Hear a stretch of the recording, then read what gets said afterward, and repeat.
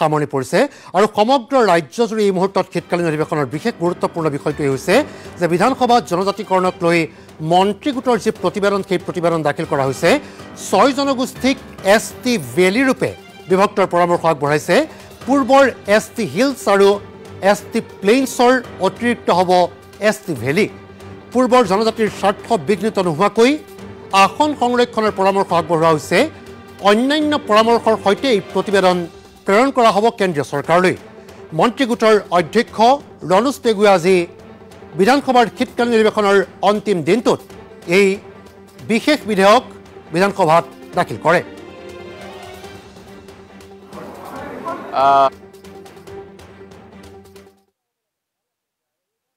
আৰম্ভ কৰোঁ অকণমান কোনোবাই মোবাইলত লৈ দিয়া না প্লিজ দিবা অকণমান মোবাইলত লৈ দিয়া না অকণমান লৈ দিয়া মই আজি কেইদিনমান পূৰ্বে ৰাজীৱ ভৱনত এখন প্ৰেছ কনফাৰেন্স কৰিছিলোঁ আৰু মই পূৰ্বানুমান কৰিছিলোঁ যে এই চৰকাৰখনে 6 জনগোষ্ঠীক জনজাতিকৰণ দিবৰ একেবাৰে ইচ্ছা নাই কাৰণ তেওঁ আমাৰ মাজত ভাতৃঘাতী সংঘাৰ লগাব বিচাৰে আৰু ইয়াৰ ফলশ্ৰুতিতে আজি কোকৰাঝাৰৰ BTCৰ ছেক্ৰেটেৰিয়েট কিছু আমাৰ জনগোষ্ঠীয় বন্ধু বান্ধৱে তাত ধ্বংস কৰিছে বুলিও খবৰ পাইছোঁ প্ৰকৃততে মুখ্যমন্ত্ৰী মহোদয়ে কিছুমান পাক লগা কথা কয় উজনিত গ'লে কয় আমি জনজাতিকৰণ দিব পৰা নাই কংগ্ৰেছ দলে বৰ্তমানে থকা জনজাতিসকলৰ ক্ষতি নকৰাকৈ জনজাতি দিবলৈ কোৱাৰ কাৰণে ইয়াৰ অৰ্থ তেওঁ ক'ব বিচাৰে যে বৰ্তমানে থকা জনজাতিসকলক ক্ষতি কৰিহে নতুন জনজাতিকৰণ কৰা হ'ব এই কথাটো একেবাৰে মিছা কথা আৰু তেওঁৰ এনেকুৱা প্ৰৰোচনামূলক বক্তব্যৰ বাবে আজি বিভিন্ন জনজাতি অঞ্চলত জনজাতি হ'বলৈ আশা কৰা অন্য জনগোষ্ঠীসকলৰ বিৰুদ্ধে ক্ষোভৰ সৃষ্টি হৈছে এতিয়া এই ৰিপৰ্ট এখন দিছে ইয়াত ৰিপৰ্টত আমি একেবাৰে অন্তিম মুহূৰ্তত দিলে এই ৰিপৰ্টখন গ্ৰহণ হাউচত লে কৰিছে এখন হাউচে গ্ৰহণ কৰা নাই ইয়াৰ ওপৰত আলোচনা হ'ব আৰু কিছুমান বিধানসভাত উদাহৰণস্বৰূপে কেৰালা বা কৰ্ণাটকৰ বিধানসভাত এখন বিধানসভাৰ কমিটি থাকে on to scrutiny to discuss on papers laid by the government সেই কমিটিয়ে পৰীক্ষা কৰাৰ পিছত তাত আলোচনা হয় আজি অন্তিম দিনৰ কাৰ্যসূচীৰ অন্তিম কাৰ্য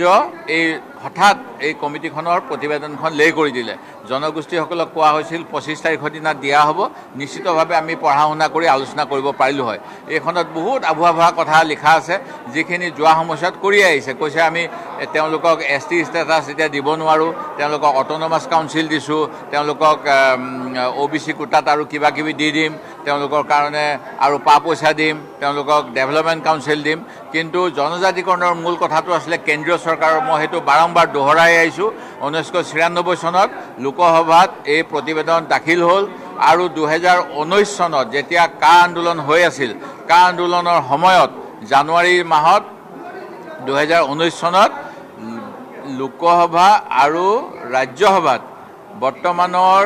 ডিফেন্স মিনিষ্টাৰ ৰাজনাথ সিং ডাঙৰীয়া তেতিয়া গৃহমন্ত্ৰী থাকোঁতে 6 জনগোষ্ঠীক জনজাতিকৰণ কৰিব লাগে বুলি এখন বিল দাখিল কৰিছিল মই আপোনালোকৰ তাৰ PIBৰ প্ৰেছ ৰিলিজ দি দিম অনুৰূপ ধৰণেৰে ৰাজ্যসভাত বৰ্তমানৰ জনজাতি পৰিক্ৰমা মন্ত্ৰী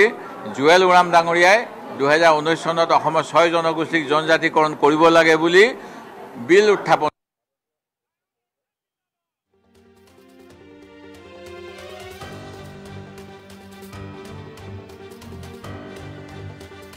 সেয়া আছিল বিধানসভাৰ বিৰোধী দলপতি দেৱব্ৰত শইকীয়াৰ ভাষ্য ইতিমধ্যে তেখেতে উল্লেখ কৰিছে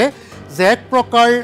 জনজাতিকৰণৰ নামত 6 জনগোষ্ঠীক প্ৰতাৰণা কৰা বুলি উল্লেখ কৰিছে দেৱব্ৰত শইকীয়াই বিধানসভাত যি জনজাতিকৰণক লৈ মন্ত্ৰী গোটৰ প্ৰতিবেদন দাখিল কৰা হৈছে সেই প্ৰতিবেদনৰ জৰিয়তে প্ৰকৃততে এক প্ৰকাৰে 6 জনগোষ্ঠীক জনজাতিকৰণৰ নামত প্ৰতাৰণা কৰা হৈছে বুলি ৰাজ্যৰ বিৰোধী দলপতি দেৱব্ৰত শইকীয়াই উল্লেখ কৰিছে টাই আহোম চুতীয়া মৰাণ মটক কোচ ৰাজবংশী আৰু ৰাজ্যৰ চাহ জনগোষ্ঠীয়ে বছৰ বছৰ ধৰি জনজাতিকৰণৰ দাবী উত্থাপন কৰি আহিছিল কিন্তু এই জনজাতিকৰণৰ ক্ষেত্ৰত বিগত সময়ছোৱাত দুখনকৈ ভাৰতীয় জনতা পাৰ্টীৰ নেতৃত্বাধীন চৰকাৰ যোৱা সময়ছোৱাত সৰ্বানন্দ সোণোৱাল নেতৃত্বাধীন 5 বছৰীয়া চৰকাৰ আৰু হিমন্ত বিশ্ব শৰ্মা নেতৃত্বাধীন চৰকাৰ সামৰণি পৰিবলৈ মাজত মাথো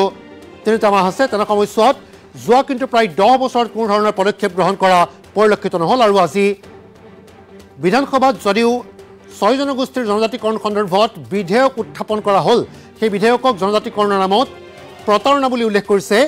6 জনগোষ্ঠীক ST ভেলী ৰূপে বিভক্তৰ পৰামৰ্শ আগবঢ়াইছে এই মুহূৰ্তত আমি আগবঢ়াইছোঁ মন্ত্ৰী গোটৰ অধ্যক্ষ জনজাতিকৰণ সন্দৰ্ভত মন্ত্ৰী গোটৰ অধ্যক্ষ মন্ত্ৰী ৰণোজ পেগুৰ ভাষ্য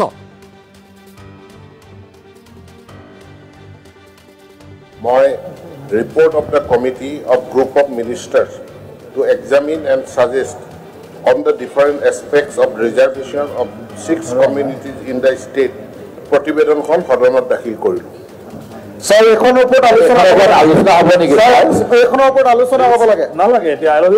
আমি আলোচনা বিচাৰিছো ভাল লাগিলে আমি আলোচনা বিচাৰিছো চাইলক নেক্সট কেতিয়াবা আমি আলোচনা নকৰিলে বিধানসভাত আমি উঠাইছে কিয় স্যাৰ বিধানসভাত উঠাইছে কিয় ৰাজহুৱা স্যাৰ যদি বিধানসভাত উঠাইছে আলোচনা হ'ব লাগিব মহৰ সমিতি আমাৰ নিৰ্বাচিত হ'ব লগা সদস্যৰ সংখ্যা আৰু আবেদনকাৰী পাৰ্টিৰ সংখ্যা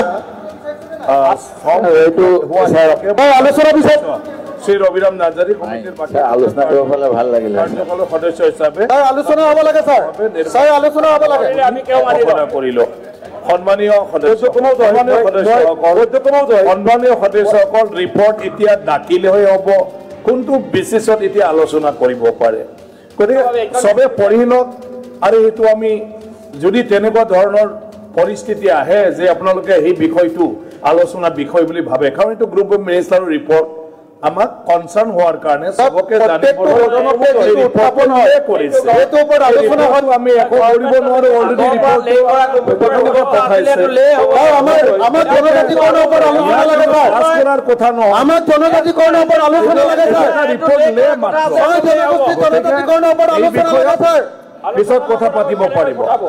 আৰু তেওঁলোকে পঠাই বাহিৰ সন্মানীয় সদন যোৱা 25 নৱেম্বৰ তাৰিখে অসম বিধানসভাৰ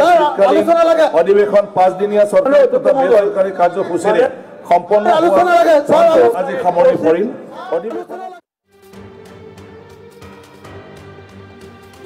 সেয়া বিধেয়ক উত্থাপনৰ পিছত অসম বিধানসভাৰ পৰিৱেশ যদিও মন্ত্ৰী ৰণোজ পেগুৱে এই বিধেয়ক উত্থাপন কৰিছিল মন্ত্ৰী গোটৰ অধ্যক্ষ হিচাপে তাৰ পিছতে কিন্তু বিৰোধী দলপতি দেৱব্ৰত শইকীয়া তথা শিৱসাগৰৰ বিধায়ক অখিল গগৈ বিধেয়কখনৰ ওপৰত আলোচনা দাবী কৰিছিল কিন্তু কোনো ধৰণৰ আলোচনা নহ'ল মন্ত্ৰী গোটৰ প্ৰতিবেদন সন্দৰ্ভত 6 জনগোষ্ঠীৰ জনজাতিকৰণৰ যি বিধানসভাত বিধেয়ক উত্থাপন হ'ল তাৰ পিছতেই এয়া শিৱসাগৰৰ দৃশ্য আমি দেখুৱাইছোঁ শিৱসাগৰত আনন্দ উৎসৱ পৰিলক্ষিত হৈছে 6 জনগোষ্ঠীৰ জনজাতিকৰণৰ মন্ত্ৰী গোটৰ প্ৰতিবেদন দাখিল কৰাৰ পিছতেই ৰাজ্যৰ বিভিন্ন স্থানত আনন্দ উৎসৱ পৰিলক্ষিত হৈছে এই মুহূৰ্তত আমি দেখুৱাইছোঁ এই দৃশ্য শিৱসাগৰৰ ফটকা ফুটা এনেধৰণে ৰাজহুৱা স্থানত আনন্দ উৎসৱ পৰিলক্ষিত হৈছে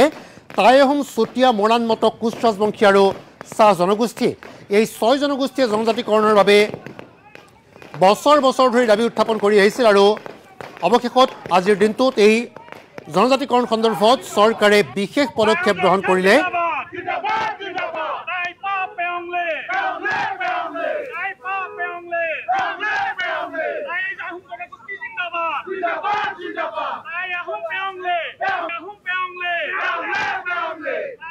আমি হুদুতা হেনচক্ৰৰ তৰফৰ পৰা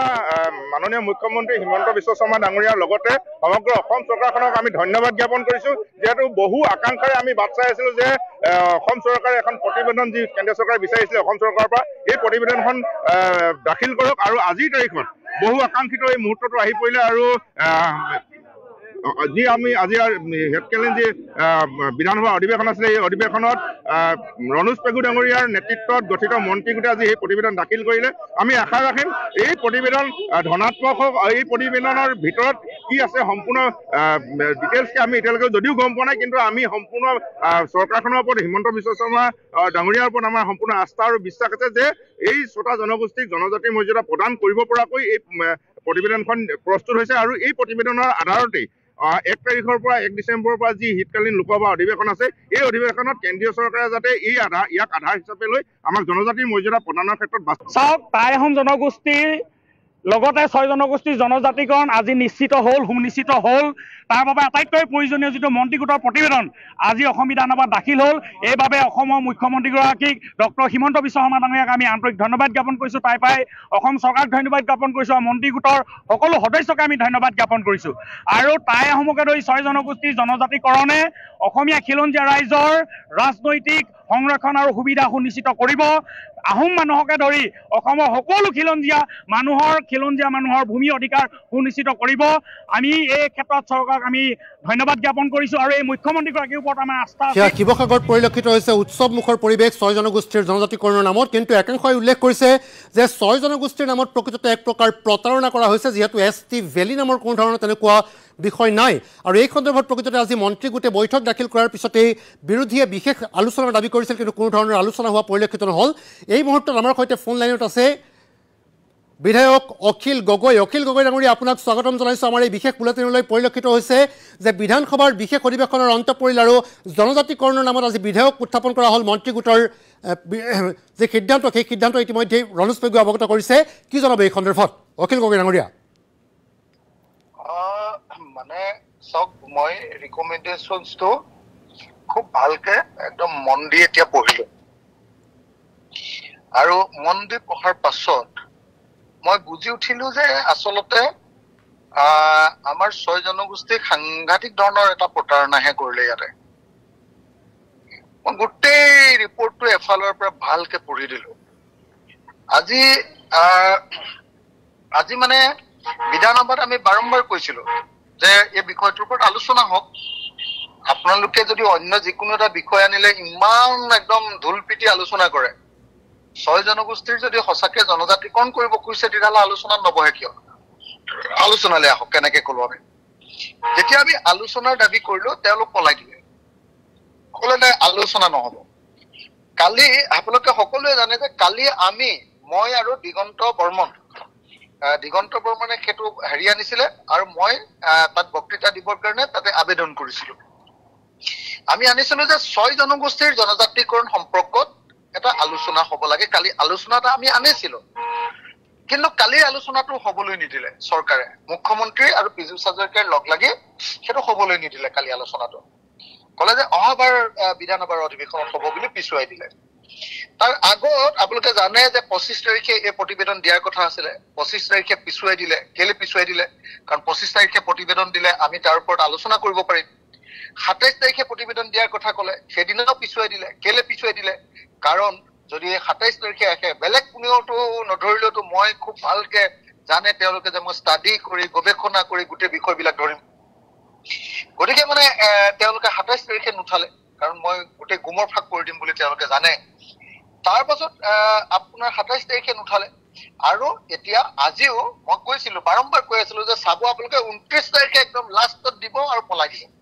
যাতে আলোচনা নহয় মই আজি ইমান দাবী কৰিলো যে বিষয়টো আলোচনা হ'ব লাগে কিন্তু বিষয়টো আলোচনা নহয় অখিল গগৈ ডাঙৰীয়া ST হিলছ আৰু ST প্লেইনছ পূৰ্বৰে পৰা আছিল এবাৰ কিন্তু অতিৰিক্তভাৱে অসমত দেখিবলৈ পোৱা গৈছে ST ভেলী প্ৰকৃততে নিৰ্বাচনলৈ মাজত আৰু 2টা মাহ তেনে ক্ষেত্ৰত ST ভেলী হোৱাৰ আৰু প্ৰকৃততে কি কাৰণ থাকিব পাৰে নহয় মানে মই সঁচাকে আপোনাক চিৰিয়াছ কথা এইটো অকল নিৰ্বাচনৰ কথা নহয় মই আপোনাক চিৰিয়াছলি এটা কথা কওঁ হা জনজাতিকৰণৰ বিষয়টো এটা অসমীয়া জাতিৰ এটা অত্যন্ত গুৰুত্বপূৰ্ণ ৰাজনৈতিক প্ৰশ্ন এই যে বিজেপিয়ে চিঞৰি থাকে মিয়াই অসমখন খালে বিদেশী অসমখন খালে জনজাতিকৰণ হৈ গ'লে জনজাতিৰ সংখ্যা যেতিয়া বেছি হৈ যাব তেতিয়াহ'লে জনজাতিৰ ৰাজ্য হ'ব আৰু জনজাতিৰ ৰাজ্য হ'লে আমি 371A ভাৰতৰ সংবিধানৰ 371 কম উচ্ছেদৰ অধীনত নাগালেণ্ডৰ নিচিনাকে আমি মাটিৰ আৰু সম্পদৰ অধিকাৰ লাভ কৰিম আৰু তেতিয়া আমাৰ ইয়াত কেৱল অসমৰ খিলঞ্জীয়া মানুহবিলাকৰহে অধিকাৰ সাব্যস্ত হ'ব সেইকাৰণে জনজাতিকৰণ বিষয়টো খুব গুৰুত্বপূৰ্ণ আছিলে মই বাৰম্বাৰ সেইকাৰণে লাগি আছিলো আপোনালোকে দেখিছে মই কিমান দিন আন্দোলন কৰিছো এইটোক লৈ এতিয়া আজিৰ যিটো ৰিকমেণ্ডেশ্যনটো মই খুব মানে মনোযোগেৰে পঢ়িলো পঢ়াৰ পাছতহে মই বাহিৰলৈ ওলাই আহিছো বিধানসভাৰ পৰা মই ৰিকমেণ্ডেশ্যনটো পঢ়ি দেখিলো যে ST plains P Moran Matak আৰু কোচ ৰাজবংশীৰ গোৱালপাৰা জিলাৰ মানুহবিলাকক অন্তৰ্ভুক্ত কৰিছে যদি গোৱালপাৰা জিলাৰ ST হেৰিবিলাকক অন্তৰ্ভুক্ত কৰে আৰু যদি আপোনাৰ বৰাণ আৰু মটকক অন্তৰ্ভুক্ত কৰে তেতিয়াহ'লে তাৰমানে সংখ্যাটো তেনে কম সংখ্যাটো তেনে কম আৰু সেইকাৰণে সেই অন্তৰ্ভুক্ত কৰি তেওঁলোকক ক্লেইমছ কৰি দিলে তেওঁলোকৰ কাৰণে অনুমোদন দিছে তাৰপিছততো আকৌ চেণ্ট্ৰেল গভৰ্ণমেণ্টলৈ যাব লাগিব একদম সংবিধান সংশোধনী বিল পাছ হ'ব লাগিব এইটো বেলেগ কথা কিন্তু অনুমোদনটো তেওঁলোকৰ কাৰণে দিলে কিন্তু চুতীয়া আহোম কোচ ৰাজবংশী গোটেই অসম আৰু বিটিএডিত থকা কোচ ৰাজবংশী আৰু তাৰ পাছত আমাৰ আদিবাসী চাহ জনগোষ্ঠীৰ লোকসকল আমাৰ কাৰণে কি দিলে জানেনে আমাৰ এই গোটেই জনগোষ্ঠীবিলাকৰ কাৰণে ক'লে যে এতিয়াৰ পৰা আমি নতুন এটা কেটেগৰী সৃষ্টি কৰিছো এই নতুন কেটেগৰীটো হেৰি কৰিব লাগে কি কয় কেন্দ্ৰীয় চৰকাৰলৈ আমি পঠিয়াম ৰিকমেণ্ডেশ্যনৰ কাৰণে যদি কেন্দ্ৰীয় চৰকাৰে ৰিকমেণ্ড কৰে তেতিয়াহ'লে এইটোৰ নাম হ'ব ST ভি বা ST ভেলি মই আকৌ ST ভুৱা বুলিয়ে ক'ব কৈছো এইটো ভুৱা ST কাৰণ কেলে জানছেনে তাত লিখা আছে যে এই নতুন ST বিলাকে কোনো পধ্যে STৰ কাৰণে সংৰক্ষিত হৈ থকা কোনো পাৰ্লিয়ামেণ্টাৰী চিটত এমপিৰ চিটত সংসদৰ চিটত তেওঁলোকে নিৰ্বাচনত উঠিব নোৱাৰিব 1 নম্বৰ 2 নম্বৰ কোনো বিধানসভাত যিবিলাক STৰ কাৰণে সংৰক্ষিত এতিয়া যিখিনি ST আছে তেওঁলোকৰ কাৰণে সংৰক্ষিত কোনো চিটতে তেওঁলোকে ইলেকশ্যন খেলিব নোৱাৰিব ৰাজনৈতিক অধিকাৰ এই দুটা ঠাইতে নাই এতিয়া 2 3 তাৰপিছত ক'লে যে এই দুইটা ঠাইত বিধানসভাৰ লোকসভাত এই STৰ সংখ্যাটো বাঢ়ি যোৱাৰ কাৰণে যদি চিট বাঢ়ে তেতিয়াহ'লে তেওঁলোকে তাত ইলেকশ্যন খেলিব পাৰে তাৰমানে কাৰ্যত তেওঁলোকৰ কাৰণে একোৱে নিদিলে ৰাজনৈতিক অধিকাৰ দ্বিতীয়তে আটাইতকৈ গুৰুত্বপূৰ্ণ আৰু এটা বিষয় আছিলে যে চেণ্ট্ৰেল গভৰ্ণমেণ্টৰ চাকৰি সংৰক্ষণ চেণ্ট্ৰেল গভৰ্ণমেণ্টৰ চাকৰি সংৰক্ষণ কৰিলেতো আমাৰ বড়ো মানুহৰ কোনো লোকচান নহয় আমাৰ আপোনাৰ চেণ্ট্ৰেল গভৰ্ণমেণ্টৰ চাকৰি সংৰক্ষণ কৰিলেতো আমাৰ পুৰণি মানে আপোনাৰ মিচিং মানুহৰ ৰাভা মানুহৰ তিৱা মানুহৰ কোনো লোকচান নহয় কাৰণ এটা চেণ্ট্ৰেল গভৰ্ণমেণ্টৰ হয় চাকৰিটো গোটেই অল ইণ্ডিয়া ভিত্তিত হয় গতিকে সেইটোতো কোনো লোকচান নাই সেইটো লোকচান নথকাৰ স্বত্তেও এই প্ৰতিবেদনত স্পষ্ট ৰূপত কৈছে যে চেণ্ট্ৰেল গভৰ্ণমেণ্টৰ কাৰণে হেৰি নহ'ব চেণ্ট্ৰেল গভৰ্ণমেণ্টৰ চাকৰিবিলাকৰ কাৰণে কোনো ধৰণৰ সংৰক্ষণ নহ'ব চেণ্ট্ৰেল গভৰ্ণমেণ্টৰ চাকৰিৰ কাৰণে সংৰক্ষণ নহ'ব তেতিয়াহ'লে কিহৰ কাৰণে এইটো ST তেতিয়াহ'লে কিহৰ অধিকাৰ প্ৰদান কৰি ST দিলে তেতিয়া সেইকাৰণে এই STটোক মই ভুৱা ST বুলি কৈছো আৰু এইটোক টুপি পিন্ধোৱা ST বুলি কৈছো আৰু সেইকাৰণে মই ভাবো যে এইটোৰ আমি সকলোৱে তীব্ৰ বিৰোধিতা কৰা দৰকাৰ আৰু চৰকাৰে কেৱল 2026 চনৰ ইলেকশ্যনত যাতে 6 জনগোষ্ঠী এলেকাবিলাকত বিপদত নপৰে তাৰ কাৰণেহে এই ৰিকমেণ্ডেশ্যনটো দিছে মোৰ কথাটো হ'ল হয় এই মুহূৰ্তত ধন্যবাদ জনাইছো অখিল গগৈ ডাঙৰীয়া সেয়া আছিল শিৱসাগৰৰ বিধায়ক অখিল গগৈ আৰু অখিল গগৈ ডাঙৰীয়াৰ ভাষ্য আপোনালোকে শুনিবলৈ পালে যে ST ভেলি বুলি যে কথা উল্লেখ কৰিছে যে ST ভি সেই ST ভিক প্ৰকৃততে তেখেতে ST ভুৱা হিচাপে তেখেতে উল্লেখ কৰিছে আৰু বিধানসভাত জনজাতিকৰণক লৈ মন্ত্ৰী গোটৰ প্ৰতিবেদনত যি ST ভেলিৰ কথা পুনৰবাৰ কৈছোঁ শিৱসাগৰত যদিও এক প্ৰকাৰ উৎসৱমুখৰ পৰিৱেশ উল্লাস পৰিলক্ষিত হৈছে তাৰ বিপৰীতে কিন্তু শিৱসাগৰৰ বিধায়কজনে এই ST ভেলিক ST ভিক তেখেতে ST ভুৱা বুলি উল্লেখ কৰা পৰিলক্ষিত হৈছে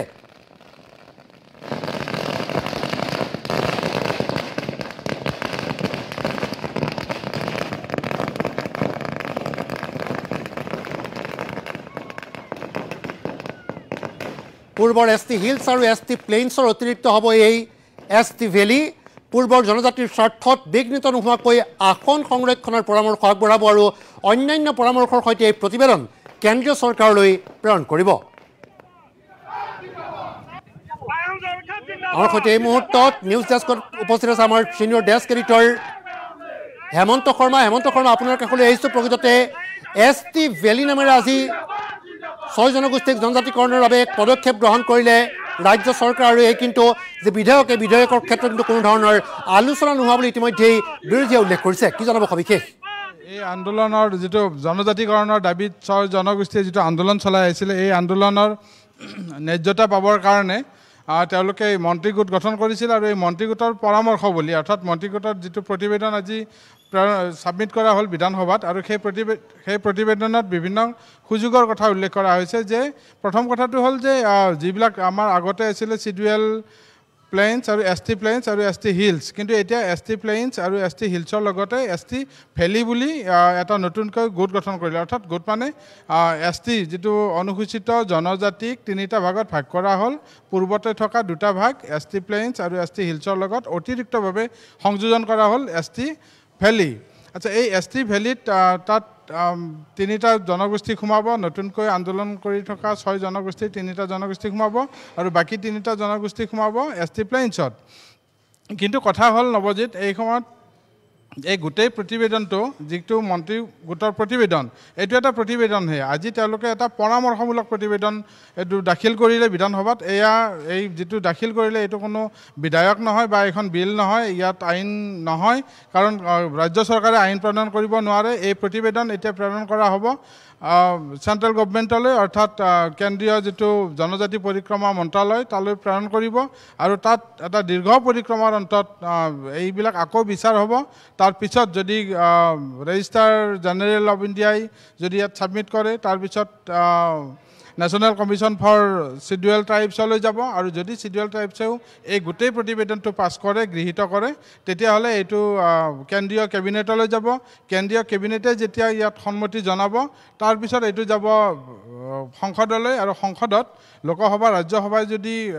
গৃহীত কৰে, তাৰপিছত এইটো ৰাষ্ট্ৰপতিলৈ যাব আৰু ৰাষ্ট্ৰপতিৰ স্বাক্ষৰ হোৱাৰ পিছতহে জনজাতিৰ মৰ্যাদা পাব, এইসকল অন্তৰ্ভুক্ত হ'ব জনজাতিৰ তালিকাত। কিন্তু এই প্ৰক্ৰিয়াটো যথেষ্ট দীঘল প্ৰক্ৰিয়া, গতিকে পৰৱৰ্তী সময়ত আমি আশা কৰিম এই প্ৰক্ৰিয়াটো সঠিকভাৱে আগবাঢ়িব। অসমৰ ৰাইজে যি 6 জনগোষ্ঠী যিটো দাবী কৰি আহিছে, তেওঁলোকৰ পূৰণ হওক, আমিও বিচাৰোঁ। কিন্তু তাৰ আগমুহূৰ্তত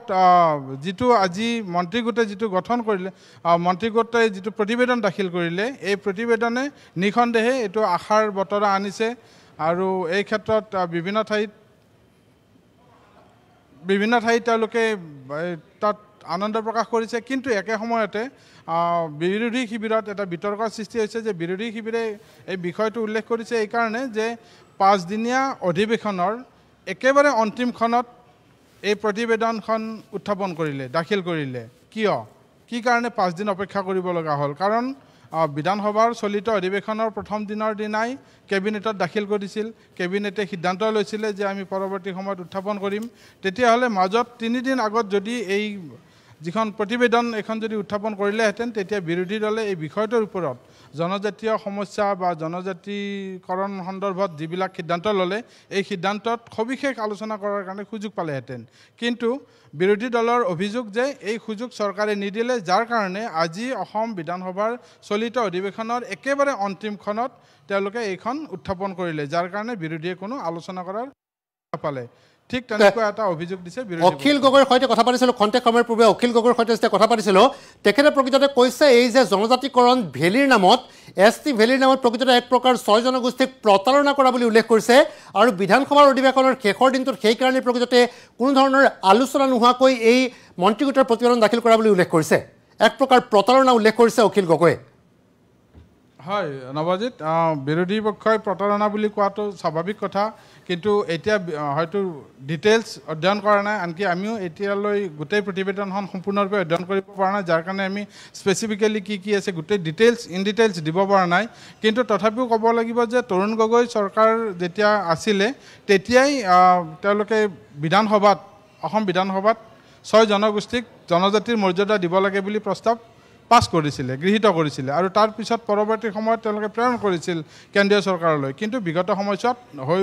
হৈ নুঠিলগৈ। সেইকাৰণে 2019 চনত পুনৰ মন্ত্ৰীগোট গঠন কৰিব লগা হৈছিল। আৰু নৱজিত, এই ক্ষেত্ৰত এটা কথা কৈ থৈ দিওঁ যে প্ৰথম 1996 চনত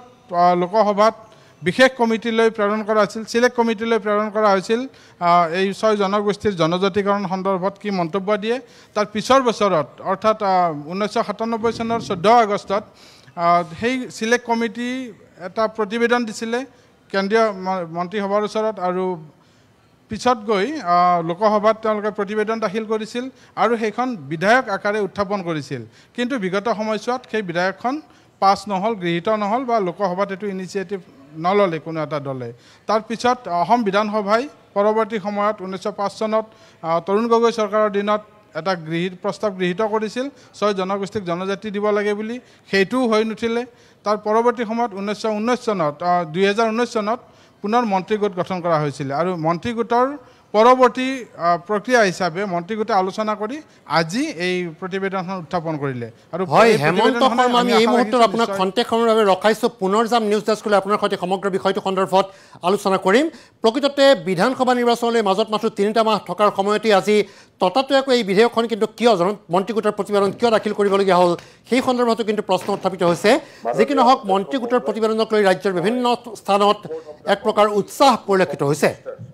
to examine and suggest আমি এইখিনিতে এই বিশেষ বুলেটিনত লৈ লৈছোঁ এটি বাণিজ্যিক বিৰতি